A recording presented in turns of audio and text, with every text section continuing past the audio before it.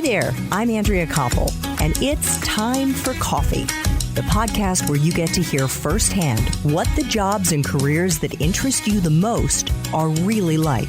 Hey there, Java junkies. Welcome to another K-Cup mini episode of Time for Coffee. By the way, K-Cups come in 3 sizes, single, double, and triple shots, or roughly 1 minute, 5 minutes, or 10 minutes in length. So if you don't have time to throw back an entire caffeinated career conversation, these K-Cup mini episodes of T4C can give you a quick caffeinated fix, whether you're on the go or you only have a few minutes to binge. So grab your mug and take a chug, because it's time for a caffeinated career double shot K-Cup with my guest, Courtneys Spaeth. One thing I'd like to pick up on in particular, Courtney, is the fact that you weren't influenced in what you studied as an undergrad by trying to make money or trying to become famous. It was plain and simply you following your interests. You were deeply interested in learning about military history and learning about special forces, intellectually curious about that. I'm just curious about the way that your career has unfolded and whether or not there was anything intentional in terms of the way that it evolved, or do you think that it was just one thing leading to the next in terms of just following the opportunities that came your way? It's a really good question, Andrea. I appreciate you asking it. It's something I've given sort of limited but occasional thought to throughout my years.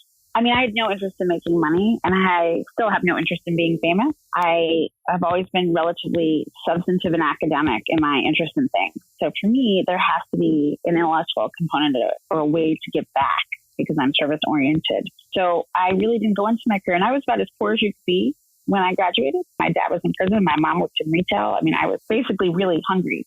But I didn't do it for money. I did it because it's what I wanted to do. And I sort of dug in and decided just because my background at that time was disadvantaged didn't mean I shouldn't achieve my dream. But over time, as I aged and reached a certain level, I decided that I was at a point in my life where I wanted to make money, that I liked having more than one pair of shoes, and mac and cheese wasn't really my favorite meal. And my focus shifted towards more of a commercialization of that interest. And then over time, I realized I liked making money quite a lot, and that became a big part of my focus for my career. But I think once I achieve a certain level of monetary success, I'll probably swing back towards just wanting to be more service-oriented. So I think at different stages in your life, there come different family obligations or different levels of energy that you have, and your career sort of adapts to that. But I'm not sure there was a conscious focus or plan for that. And I honestly think, and this is what I would say to the young people listening, do what you love, because the money will come if you're good at what you do. If you do something just for the money, you may end up miserable, and then you won't be successful at all. That is such an important point. And again, recognizing that none of us knows, we don't have a crystal ball. We can't look into it right now and see where the economy is going to be a month from now, let alone a year from now.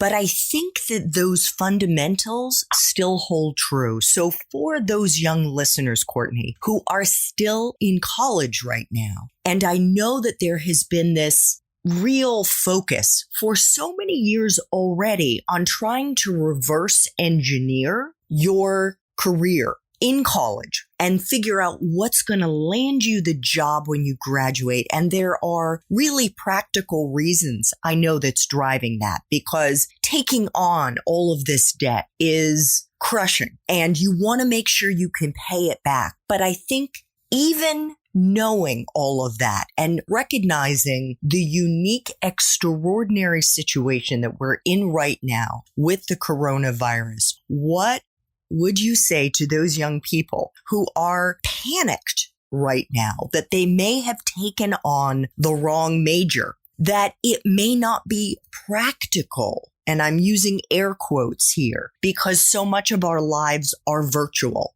I just think that as someone who studied military history pre 9/11, And not just military history, but again, special forces, studying Vietnam, studying this. I think you are the perfect person to be speaking to our young listeners and letting them know that if they just listen to themselves and follow their interests, it will fall into place. I definitely think that's true. There is no wrong major. I have children who are older. I have a son who's 30 and a daughter who's 24. My husband's a widower, and I've helped raise them for years from his first marriage, and we're very, very close. And as they went to college and through college, and now as they look at their graduate school, so I've tried to steer them towards understanding that business is the most practical degree, in my opinion, because you can do the most with it. But that doesn't mean it has to be your major. You can major in whatever you want. Ultimately, I think what I'd like to say to young people who are listening is there is no one path to success, and there's no one definition of it. When I left the Fortune 100 to start a small business, a lot of people sort of pitied me. It was like they were patting me on the head. Oh, isn't that sweet? Right? But I would argue I am as successful, if not more successful, than a lot of my friends who are running major corporations because I'm happy, I am healthy, I contribute, I'm successful financially, and I know who I am. I don't need a title at a big company to make me feel my sense of self-worth. And hopefully I'm not going to die alone. I'm going to have this wonderful, warm family around me one day as I age. And I think that you have to decide really, what is your definition of success? And then work backwards from that and try to be honest with yourself. I know a lot of people who have very, very successful careers at very big companies who are very, very unhappy. They're on their third spouse. They don't have relationships with their kids. And there's nothing wrong with that if that's what you want. But there's no one path to getting anywhere. You can be an art history major. You can be a military history major. And anybody who tells you there's a path to success is reflecting their own fear or their own limitations. I don't think what you major in or what you study, at least undergraduate, has any real relevance to where you're headed in life. Thanks for tuning in to this K-Cup mini episode of Time for Coffee. If you want to listen to our entire caffeinated career conversation, please check out the show notes for this episode.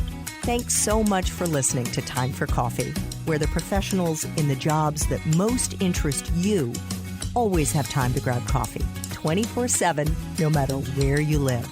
I have one quick favor to ask you. Remember to rate, review, and subscribe to Time for Coffee. Thanks so much.